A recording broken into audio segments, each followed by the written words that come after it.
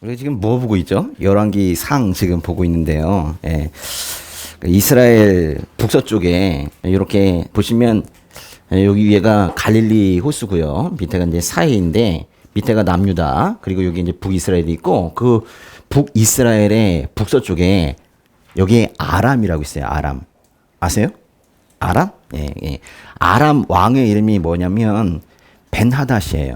그리고 이제 이쪽에 있는 나라는 여러분이 알고 계시는 북이스라엘입니다. 북이스라엘의 당시의 왕은 아합이에요.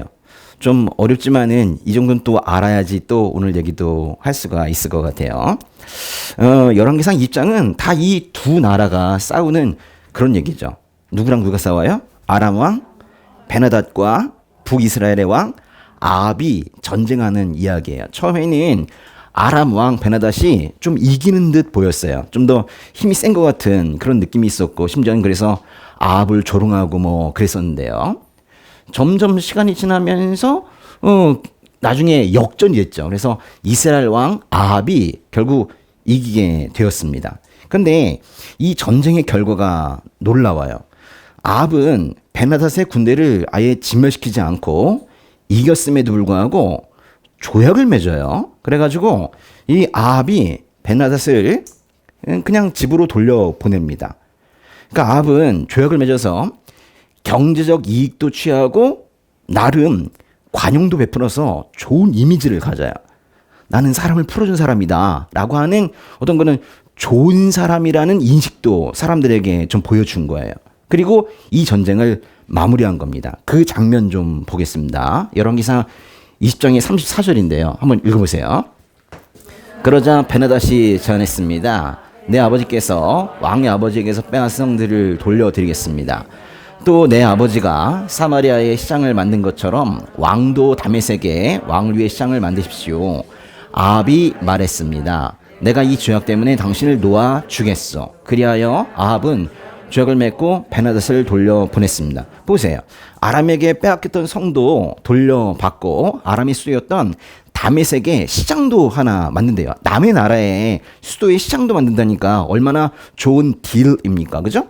그래서 이거를 받아들인 거예요. 그리고 죄악을 맺고 벤하닷을 집으로 돌려보낸 거죠. 그러니까 세상 사람들은 이런 죄악을 보면서 참 잘했다. 뭐 이렇게 잘한 결정이다라고 말할지도 몰라요. 그런데 이런 행동은 하나님의 뜻과는 완전히 다른 거였어요. 하나님께서는 벤하닷이라는 이런 적을 아합의 손에 주셨을 때에는 충분히 그만한 이유가 있는 거예요. 아합이 아무리 속을 썩여도 하나님께는 내 백성이었던 거예요. 우리가 아무리 하나님 속을 썩여도 우리는 하나님의 자녀라고 하나님께서 말씀하신다니까요. 아멘. 뭐 자녀였다가 아니었다가 뭐 이러지 않으세요.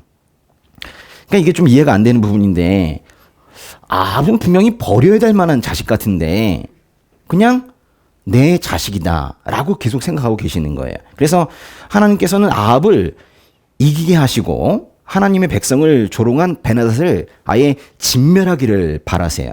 그러나 아합은 그러지 않았던 거예요. 오히려 벤하닷과 그야말로 인간적으로 조약을 맺었어요. 아합과 벤하닷 사이의 전쟁은 그러니까 사람과 사람 사이의 전쟁이 아니라 하나님의 전쟁이었던 거예요. 하나님께서 주도하시는 전쟁이었다고요. 아람 왕 벤하닷의 군대는 몇 명이나 됐는지 아세요? 12만 7천 명이 넘어요. 그리고 이스라엘 왕 아합의 군대는 겨우 7천 명 조금 넘어요. 아니 12만 7천 명과 7천 명은 이건 비교가 되지 않잖아요. 그냥 사람의 힘으로 싸운다면 어떻게 이스라엘이 아람을 이길 수 있겠어요? 그것도 전쟁 경험이 부족한 그 젊은 청년 장교들을 앞세워서 어떻게 이길 수가 있겠어요? 그런데 질 수밖에 없었던 이런 전쟁을 만약에 북이스라엘이 이겼다면 인간이라면 당연히 하나님께서 하셨구나라는 생각을 할 수밖에 없는 거잖아요. 아, 그렇지 않습니까? 그런데 왜 아합은 이 당연한, 너무나도 당연한 이런 생각을 하지 못하고 하나님의 역사하심을 부정했을까요? 하나님께서 하신 일을 하나님께서 하셨습니다 라고 고백하는 이 당연한 일이 왜 사람이 잘했다, 상황이 좋았다, 운이 좋았다, 우연이었다, 이렇게 변질이 되냐 이런 거예요. 왜 그럴까요 도대체? 분명히 하나님께서 하셨잖아요. 근데 왜 사람이 했거나 상황이 좋았다고 말해요? 어떤 때는 또 뭐 이번만큼은 뭐 도와줄 수 있다 그러면서 단 한 건의 어떤 사건이라고 말하는 경우도 있고, 다음번에 도와주지 않을 것 같은 그런 두려움을 가지는 경우도 있고 뭐 그래요. 근데 왜 이렇게 하나님의 이 역사하심을 부정하냐고요? 왜 그런 거예요? 왜 우리는 우리 삶에서 하나님께서 하신 일을 부정하는 거예요? 왜 자꾸 의심하는 거예요? 왜 그러시는 거예요? 유니온 크라이스트. 유니온 크라이스트라는 말이 있어요. 유니온 크라이스트. 예수님과의 연합. 그게 제대로 되지 않아서 그런 거예요. 예수님과의 연합이 제대로 되어 있지 않기 때문에 하나님의 역사하심을 부정하는 거예요. 주님이라는 경배의 대상이 따로 있고 내가 따로 있는 게 아니에요. 그리스도인은 이 안에 예수의 영을 품고 살고 있기 때문에 나의 주님이 나와 완전히 하나가 되어 있어야 되는 거예요. 내가 따로 있고 주님이 따로 있는 게 아니라고. 주님이 앞에 계시고 내가 앞에서 절하고 있는 게 아니라고요. 이 안에 예수님께서 계시다는 것을, 그거를 알아야 된다고요. 그리고 그렇게 살아야 된다고요. 그걸 우리가 유니온 크라이스트, 예수님과의 연합이라고 하는데, 그게 잘못되어 있으면, 그게 이격이나 있으면 하나님의 역사하심을 보지 못하고 보더라도 인정하지 못하는 거예요. 예수님과의 연합이 제대로 되어 있지 않은 사람은요, 성경을 읽다가 이런 말씀이 있어요. 요한복음 보면, 이거 한번 노란 거 한번 읽어보실래요? 그가 내 안에 있고 내가 그 안에 있으면 그 사람은 많은 열매를 맺는다. 이거 이해 못하죠. 저게 무슨 수식어처럼 그렇게 보일 수 있는데 그렇지 않아요. 저게 바로 그리스도인을 말하는 거예요. 내가 그 안에, 그가 내 안에 있는 거예요. 또 이런 말씀이 있어요. 갈라디아서에 보시면 한번 읽어보세요. 내 안에 그리스도께서 사시는 것. 이 말씀도 이해하지 못하죠. 저거를 그렇게 암송을 하면서도 저게 실질적으로 무슨 의미가 있는지 제대로 알지 못하죠. 예수님을 경배의 대상으로만 여기고 마치 멀리 뚝 떨어져 있는, 나와 분리되어 있는 어떤 존재로 생각하기 때문에 그래서 문제가 터지는 거예요. 주님과 완전히 연합해 있을 때에는 하나님의 생각을요, 내 모든 행위 앞에 놓습니다. 그 하나님의 생각을 내가 따라가는 거지, 하나님의 생각이 앞에 있고 내 행위가 뒤에 있는 거예요. 예수님께서도 하나님 아버지의 생각대로 사셨어요. 요한복음을 보면 이런 말씀 나오죠. 아들은 아버지께서 하시는 것을 보는 대로 따라할 뿐이다. 그래서 그리스도인이 예수님과 연합해 있으면 예수님과 똑같이 아버지의, 하나님 아버지의 뜻대로 살게 되어 있는 거예요. 그분 따로, 나 따로가 아니라니까요. 근데 지금 현재 그리스도인들의 문제는 상당수의 그리스도인들이 이런 생각을 가지고 있다는 거예요. 예배의 대상, 경배의 대상, 맞지요. 그렇지만 그분이 이 안에 계시다는 것을, 그거를 모르고 있는 거야. 나와 하나라는 거를, 그거를 깜빡깜빡 하는 거죠.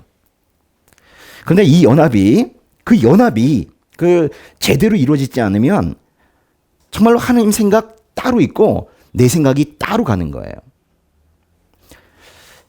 자연스럽게 생각을 해도 그게 하나님의 생각과 일치해야 되거든요.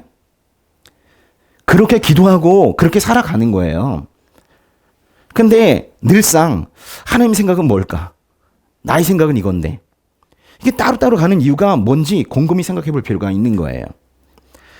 기도를 할 때에도 하나님의 생각을 묻는 게 아니라 자기 생각을 하나님께 강요하죠. 또는 자기가 생각한 것을 하나님께 사후 결제를 받는 식으로 기도해요. 제가 이렇게 했습니다. 해주세요. 오케이 해주세요. 이렇게 기도하거든요. 그러니 뭐 삶에 무슨 기적이 일어나겠어요. 하나님께서는 두 번이나 아합에게 내가 아람의 엄청난 군대를 내 손에 줄 것이다, 그렇게 말씀하셨어요. 그러면 너는 내가 여호와임을 알게 될 것이다 라고 말씀하셨거든요. 그런데 아합은 이 전쟁의 승리를 통해서 하나님을 기억해내지도 못했고 하나님의 군사로서 하나님께 순종하면서 이 전쟁에 참여해야 된다는 생각도 하지 못한 거예요. 100% 질 수밖에 없었던 전쟁을 만약에 이겼다면 뭔가 좀 이상하잖아요. 그죠? 그렇다면 잠시 모든 일을 멈추고 하나님께서 하셨나? 이런 의문을 가져볼 법도 한데 아합은 그 승리의 요인을 자기 자신에게서 찾고 있었던 거예요. 마치 자신이 잘 싸워서 이긴 것처럼, 자신의 전력이 좋아서 이긴 것처럼 그렇게 생각하고 있었던 거예요. 하나님을 그저 자기 삶의 엑스트라로 생각하고 있는 거예요. 자기를 도와주시는 어떤 분이라고 생각하고 있는 거죠. 아니에요. 그리스도인의 삶의 주인공은 하나님이세요. 하나님께서 주인공이시고 하나님이 도우시는 그런 구도로 인생을 살아가는 거예요. 그러니까 하나님께서 그냥 하시는 거예요. 내가 하고 하나님께서 도우시는 게 아니라니까요. 우리를 하나님의 사역에 그냥 참여시켜 주시는 거예요. 제가 몽골에 있을 때 아버지 학교라는 걸 했는데 거기에 교사로서 제가 이제 열심히 이제 강의를 하면 하나님께서 저에게 뭔가를 이렇게 부으셔가지고 제가 말을 잘하게 되는 줄 알았어요. 그게 아니에요. 하나님께서 그 학교를 여시는 거고 거기에 몽골의 아버지들 모으시는 거고 저는 거기에 그냥 참여하는 거더라고요. 그걸 알아야 돼요. 그것이 만약에 모든 삶에 녹아있다면 그 삶은 결코 실패하지 않습니다. 하나님께서 하나님의 일을 실패하시겠어요? 망치려고 일을 시작하시겠어요? 그런 일은 시작하지도 않으세요. 근데 이런 건 실패할 수 있어요. 하나님께서 덜 도와주시면 우린 실패해요. 그러니까 이런 생각을 가지고 있으면 안 된다는 거예요. 내가 하고 하나님께서 도우시면 좋고 아니면 말고 이러면 안 된다는 거예요. 하나님께서 주도하시는 거예요. 만약에 내가 주인공이고 하나님께서 도우시는 그런 구조라면 사실은 뭐 하나님 믿는다고 하긴 좀 어려운 것 같아요. 하나님 믿는 게 아니라 하나님 이용해 먹는 거죠. 저에게 힘 좀 주세요. 능력 주세요. 스킬 주세요. 뭐 이렇게 표현하는 거 아닙니까? 그리고 다른 말로 하면 자신이 하나님 자리에 가 있는 거예요. 주인공 자리를 자기가 뺏은 거예요. 자기는 엑스트라인데 자기가 주인공 자리에 가 있는 거예요. 그런데요, 이 아합의 이 어리석은 행동보다 우리에게 더 큰 충격을 주는 게 있어요. 정말 이걸 읽으면서 사실 뭐 예레미야서 강의할 때도 계속해서 느꼈었는데 하나님 진짜 어이가 없으세요. 하나님께서 아직도 그런 아합을 포기하지 않으셨어요. 여러분, 아합 우리 몇 주째 봤는데 아합이 어떤 사람이에요? 하나님의 일하심을 인정하지도 않고 바알만 숭배하고 우상 숭배에 빠져 있는 그런 아합이잖아요. 버려도 시원찮을 그런 아합을 하나님께서는 아직도 포기하지 않으셨어요. 전 이게 좀 그래요. 뭐 말씀 읽으니까 뭐 받아들이긴 하는데 사실 좀 마음에 그랬어요. 어떻게 아합을 도우시지? 하나님께서는 그 대신 아합에게 경고의 메시지를 주세요. 경고에 대해서 어떻게 생각하세요? 여러분에게 이제 하나님께서 만약에 말씀으로 이런 설교의 자리나 뭐 또 말씀 묵상으로 경고를 하셨다. 그러면 어떤 생각이 드세요? 혼내시는구나. 그게 아니라 사실은 기회를 주시는 거죠. 돌아와라. 돌아와라. 회개하라. 이제 회개의 기회를 주시는 거죠. 정말 마지막일지는 모르겠지만 아합에게도 이 마지막 기회를 주시는 거예요. 경고는 좋은 거예요. 정말 포기하면 경고도 안 하세요. 왜 저 목사를 통해서 저런 얘기를 하는가? 응? 왜 말씀을 통해서 아침에 이런 말씀을 나에게 주시는가? 그런 게 아니라 그게 기회인 거예요. 여러분을 사랑하셔서 그런 기회를 주시는 거지 너 혼났다? 그게 아니에요. 너 걸렸다? 그게 아니에요. 사실 근데 아합은요 이제는 그냥 아무 말씀 안 하시고 그냥 심판하셔도 될 정도거든요. 이 정도면 그냥 심판하셔도 돼요. 경고 안 하시고. 때가 지나도 이미 한참 지났어요. 그런데 하나님께서는 아합이 혹시나 마음을 되돌릴까 싶어서 다시 한번 경고를 하세요. 정말 하나님의 사랑은 뭐 죄송하지만 바보 사랑인 것 같아요. 요한복음에서 그 예수님의 사랑을 어떻게 표현하냐면요. 한번 읽어보세요. 예수께서는 세상에 있는 자기 사람들을 사랑하시되 끝까지 사랑하셨습니다. 그래요. 아니, 저쪽이 변하면 뭐 나도 변할 수 있는 거지. 끝까지 사랑하셨대요. 이게 바로 이제 우리 주님의 사랑이세요. 열왕기상 20장을 그 마저 읽으시면서 답답할 만큼 정말 속이 터질 만큼 끝까지 사랑하시는 그런 하나님의 사랑을 한번 확인해 보시면 좋을 것 같아요. 일단 열왕기상의 20장의 35절부터 36절까지 한번 읽어보도록 하겠습니다.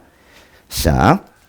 예언자들의 아들들 가운데 어떤 사람이 여호와께 명령을 받고 자기 동료에게 말했습니다. 나를 쳐라. 그러나 동료 예언자가 때리기를 거절했습니다.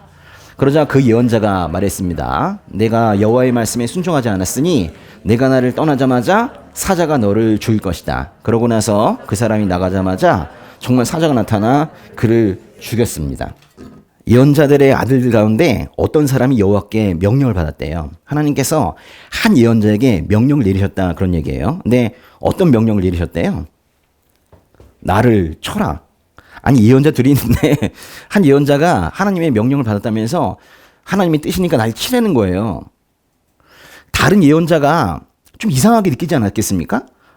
아니, 하나님의 성품이 예언자가 예언자를 치라는 그런 명령을 하셨을까? 그래서 사실은 그 다른 예언자가 이 사람을 치지 않았죠. 근데 진짜 이거는 하나님의 명령이셨거든요. 치라는 명령은 좀 이상하긴 했지만은 좀 기괴하잖아요. 그죠? 좀 이상하긴 하지만은 그래도 이게 진짜 하나님의 명령이셨거든요. 근데 치라고 했는데 치지 않았다면 이거는 불순종이죠. 이 불순종한 이 사람은 결국 길에 나가다가 사자에 물려서 죽고 말았대요. 좀 이상하다, 그죠? 아니, 치라고 했는데 못 치겠어 이랬다고 죽었대요. 절대로 불순종하지 말라는 그런 엄격한 그런 말씀인 것 같긴 한데 그 명령의 내용이나 결과나 아무리 봐도 좀 과한 것 같은, 좀 이상한 것 같은 그런 느낌이 들긴 합니다. 그래서 하나님의 예언자가 이제 다른 사람을 만나서 말하는 거예요. 자기를 때려줄 다른 사람을 찾는가 봐요. 37절에서 40절까지 한번 읽어볼게요. 그 예언자가 다른 사람을 만나 말했습니다. 나를 때려라. 그러자 그 사람은 예언자를 때려 다치게 했습니다. 그러자 예언자는 길을 떠나 눈을 가려 변장하고 길가에 서서 왕이 오기를 기다렸습니다. 왕이 지나가자 예언자는 왕에게 소리쳤습니다. 왕의 종이 치열한 싸움터에 나갔는데 거기서 한 사람이 포로를 데려와 이 사람을 잘 지켜라. 어쩌다가 놓치면 그 대신 네 목숨을 가져올 것이다. 아니면 내가 은 1달란트를 내야 한다고 말했습니다. 그런데 왕의 종이 여기저기 바쁘게 다니다 보니 포로로 끌려온 사람이 사라지고 말았습니다. 이스라엘 왕이 말했습니다. 그건 내가 자청한 일이니 내가 그 벌을 받아 마땅하다. 두 번째 사람은 이 예언자를 때려서 다치게 했네요. 정말로 하라는 대로 또 했네요. 그러자 이 다친 예언자가 변장을 하고 길가에 서서 왕을 기다렸어요. 그 왕이 누구예요? 아합이죠. 왕을 기다리고 있었던 거예요. 그리고는 전쟁에서 마치 부상을 입은 군인처럼 그렇게 행세를 하고 있는 거예요.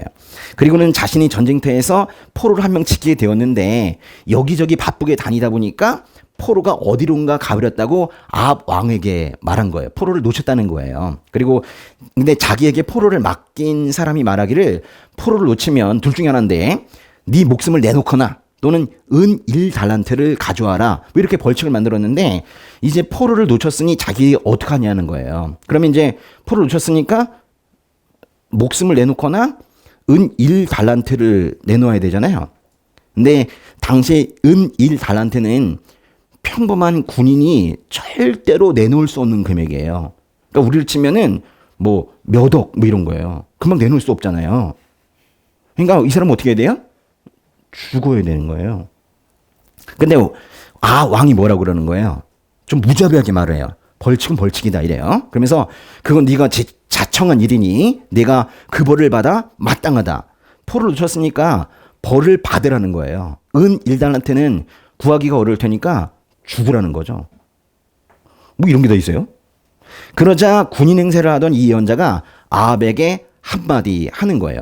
41절과 42절 한번 읽어볼게요. 그때 예언자가 재빨리 눈에서 머리끈을 풀어냈습니다. 그러자 이스라엘 왕은 그가 예언자들 가운데 하나님을 알아차렸습니다. 그가 왕에게 말했습니다. 여호와께서 말씀하십니다. 너는 내가 죽이기로 작정한 사람을 놓아주었다. 그러니 내 목숨이 그 목숨을 대신하고 내 백성들이 그 백성들을 대신하게 될 것이다. 예언자가 눈에서 머리끈을 풀어냈대요. 그러니까 변장을 풀었다는 거예요. 그러니까 아합이 또 그 사람이 예언자 중에 한 명이라는 걸 금방 알아차린 거예요. 예언자는 그 즉시 아합에게 하나님의 말씀을 대신 전달했어요. 이렇게 말했어요. 너는 내가 죽이기로 작정한 사람을 놓아주었다. 그러니 내 목숨이 그 목숨을 대신하고 내 백성들이 그 백성을 대신하게 될 것이다. 이게 무슨 얘기예요? 전쟁터에서 지키고 있던 포로를 놓아준 것은 사실 비유인데요. 아합이 베나닷을 풀어준 것을 빗대어 말하고 있는 거예요. 또 그러고 보니까 이 예언자가 동료에게 나를 쳐라 그래서 맞아야 됐던 것도 전쟁에서 마치 부상당한 군인인 것처럼 행세하기 위해서 그렇게 된 거죠. 이건 마치 간음과 살인 교사를 저지른 다윗이 오히려 가난한 사람에게서 양을 빼앗는 부자는 혼내줘야 한다고 말하자 나단 예언자가 나타나서 왕이 바로 그 사람입니다. 이렇게 말했던 그 사무엘 하의 말씀과 같은 것 같아요. 이게 다 네 얘기야. 뭐 그런 뜻이죠. 하나님께서는 아합에게 네 목숨이 그 목숨을 대신할 것이라고 말씀하셨어요. 이 말은 아합에게 사실은 사형 선고를 내리는 거나 마찬가지였어요. 아합은 베나닷의 목숨을 취했어야 되는데 진멸시켰어야 됐는데 아합이 불순종해서 베나닷의 목숨을 살려줬으니까 아합이 대신 죽어야 한다. 그런 말씀이에요. 내용 보면 그렇게 어렵진 않죠. 아합은 이게 어떤 상황인지 다 알아버렸어요. 아, 이게 다 네 얘기야 라는 말을 듣고 다윗은 회개했거든요. 나단 예언자의 말을 듣고 다윗은 회개했어요. 근데 아합도 그럴까요? 열왕기상 20장에 43절 한번 읽어보세요. 이스라엘 왕은 화가 나 사마리아에 있는 자기 왕궁으로 갔습니다. 이렇게 이제 열왕기상 20장이 끝난 건데요. 하나님의 경고를 듣고 아합이 회개를 하였습니다. 이렇게 아름답게 마무리가 되었다면 얼마나 좋았을까요? 하나님께서 경고하셨으니까 사람이 회개하였다. 이게 정상 아닙니까? 근데 지금 보니까 화가 났대요. 아합은 하나님께서 보내신 예언자의 말을 듣고는 오히려 화를 내면서 사마리아에 있는 자기 왕궁으로 들어가 버렸다는 거예요. 개역개정에서는 이 화가 났다는 것을 어떻게 표현했냐면 근심하고 답답하여 왕궁으로 들어갔다 그랬어요. 근심하고 답답했대요. 뭔가 화가 났다는 표현과는 좀 다른 것 같아요. 그죠? 근데 히브리어 원문을 보면 사실 히브리어 원문은 이거를 두 단어로 표현하고 있는데 아합이 사르하고 그리고 이거는 잘표했다 이렇게 표현해요. 사르하고 잘표했다. 이게 사실 두 표현이 다 모두 분노했다는 표현이거든요. 그러니까 지금 우리가 보고 있는 우리말 성경이 제대로 번역한 거예요. 정말 화가 난 거예요. 근데 이렇게 분노했다는 표현을 두 번이나 쓴 것은 정말 분노했나 봐요. 응?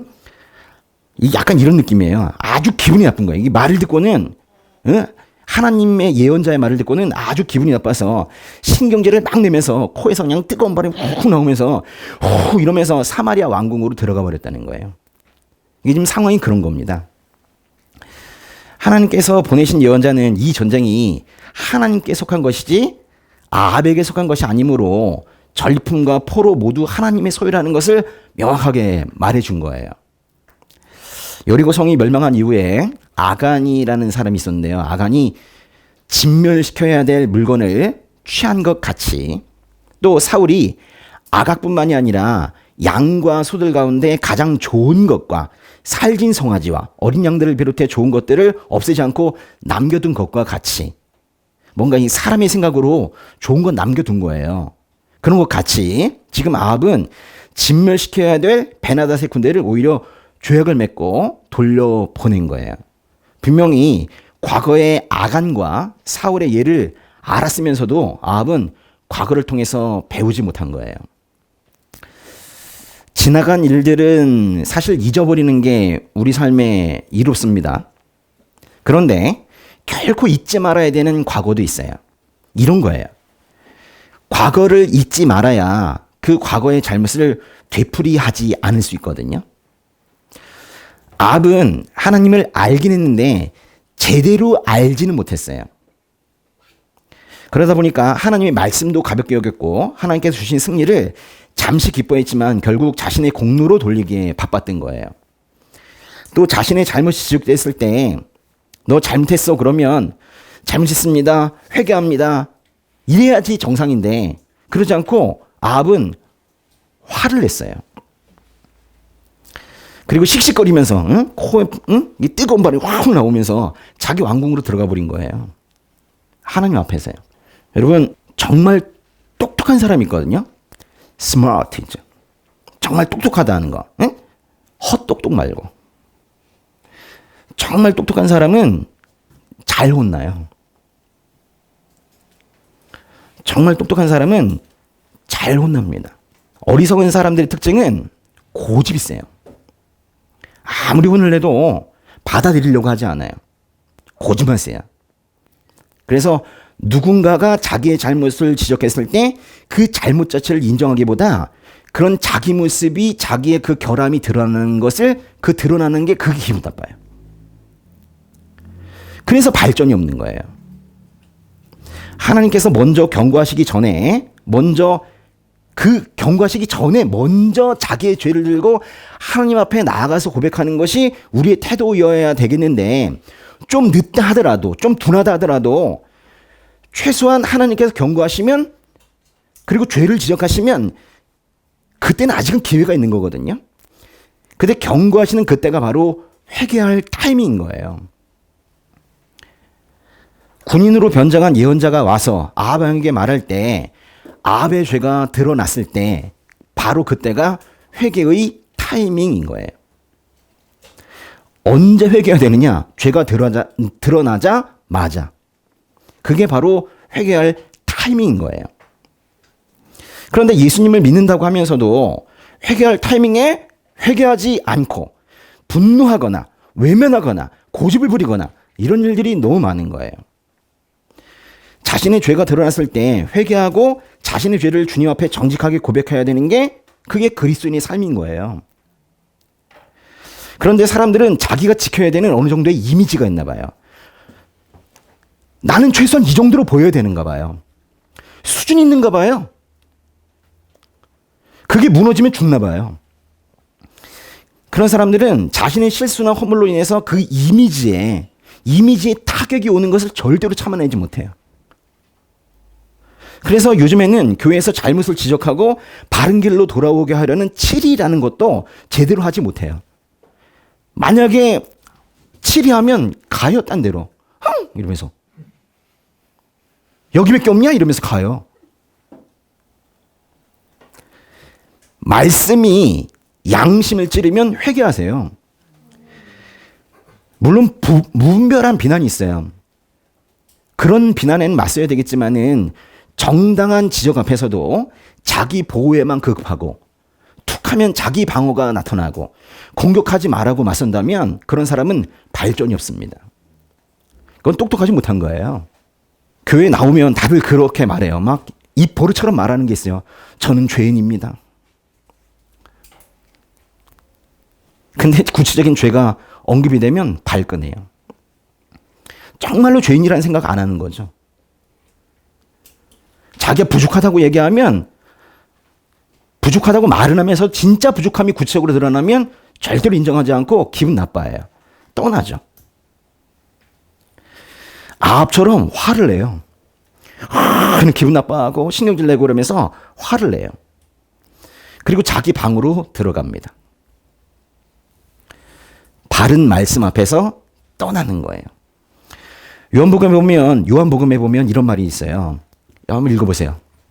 그 빛이 어둠 속에서 비추고 있지만 어둠은 그 빛을 깨닫지 못했다. 자신의 죄가 드러나는 건 분명히 아픈 일이에요. 그렇지만 그 과정은 그리스도인에게 반드시 있어야 돼요. 수술대에서 환부를 드러내지 않고서야 어떻게 수술이 시작될 수가 있겠습니까? 혼날 때 성질을 부리는 게 아니라 잘 혼나는 게 정말 중요해요. 거부하는 게 아니라 잘 혼나는 게 매우 중요하다는 거예요. 사람들은 좋아 보이는 것만 취하고 싶어 해요. 자기도 그렇게 보이고 싶어 해요. 그래서 하와가 선악을 알게 하는 나무의 열매가 먹기에 좋고 눈으로 보기에도 좋으며 지혜롭게 할 만큼 탐스러워 보였대요. 그래서 먹었잖아요. 그리고 남편에게도 줬고. 좋아 보이는 걸 탐하는 거, 이게 죄를 지은 원인이기도 하고 이게 인간의 본성이기도 한 거예요. 거치장하고 살고 있죠. 거치로 살고 있죠. 속은 더럽고 행위는 지저분하고 입은 거친데도 불구하고 고상한 이미지, 깨끗한 이미지로 사는 것처럼 보이고 싶어해요. 잘 사는 것처럼 보이고 싶어하고 심지어는 신앙생활도 잘하고 있는 것처럼 보이고 싶어해요. 실제 나와 가면을 쓴 나의 모습이 완전히 다른 거예요. 두 모습이 다르다는 사실을 말씀을 통해서 자극을 받을 때 가면을 한 겹 한 겹 벗겨야 되거든요. 근데 많은 사람들은 자기 약한 부분이 드러날수록 가면을 더욱 두껍게, 두텁게 그렇게 만들어요. 보이면 안 돼. 다른 사람들이 알면 안 돼. 나의 약한 부분을 알면 안 돼. 이러죠. 그래서 기도 제목도 솔직하지 않고 간증은 장식적이고 바리새인들처럼 위선적이에요. 베드로전서 2장에서도 모든 거짓과 위선을 버리라고 그랬거든요. 여러분, 제가 정말 충심으로, 여러분 정말 사랑하는 마음으로 말씀을 드려요. 가면을 벗으세요. 가면을 쓰고 사는 건 너무 힘든 일이에요. 그리고요, 하나님 보시기에는 너무 우스운 행동이에요. 하나님께서는 가면 뒤에 있는 그 사람의 본 모습을 보시기 때문에 우리가 아무리 화려한 가면을 쓰고 산다고 해도 그 본질이 하나님께는 다 드러나게 돼 있거든요. 사람의 눈은 잠깐 속일 수 있어도 하나님은 절대 속일 수 없거든요. 사람 속이기 위해서 가면을 쓴다면 굳이 그 가면 쓰고 교회까지 나오실 필요는 없는 거예요. 저희 여기 계신 분들에게 부탁을 드리면요, 가면 벗고 자유롭게 사세요. 갈라디아서 5장 1절에서 우리 주님께서 왜 죽으셨다고 그랬어요? 우리에게 자유를 주시려고 죽으셨다고 그랬잖아요. 그렇게 우리 주님께서 피 흘리시면서 주신 그 자유를 우리가 뒤로 숨기고 가면을 쓰고 산다면 주님도 너무 가슴 아프실 것 같아요.